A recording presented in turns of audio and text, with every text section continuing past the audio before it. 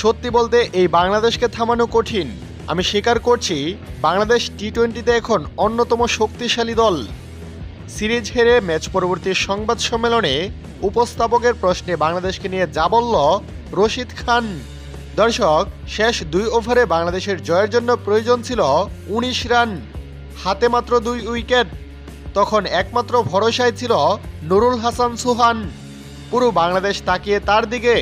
তবে সুহান হতাশ করেননি, আরও একবার বাঁচিয়েছেন বাংলাদেশ দলকে। 19তম ওভারে দারুণ ব্যাটিংয়ে নিয়ে আসেন 17 রান। তাদের শেষ ওভারে দরকার হয় মাত্র 2 রান।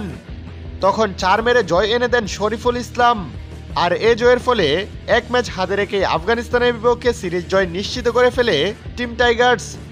শরীফুল ইসলাম ও নুরুল হাসান সোহানের দায়িত্বশীল ব্যাটিংয়ে 2 উইকেট হাতে রেখে জয়ের বন্দরে পৌঁছে যায় লাল সবুজের প্রতিনিধিরা। যাই হোক দর্শক, তবে এদিকে সিরিজ হেরে বেশ হতাশ হয়েছেন আফগান অধিনায়ক রশিদ খান।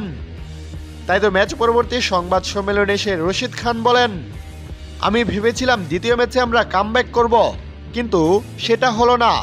মাঝে আমরা ম্যাচে ছিলাম ইভেন 19তম ওভার পর্যন্ত। তবে সেই ওভারে নূর আমাদের হতাশ করেছে, কিন্তু বাংলাদেশকেও ক্রেডিট দিতেই হয়। তারা সত্যিই ভালো খেলেছে। তারা দিন দিন টি-20তে বেশ উন্নত করছে।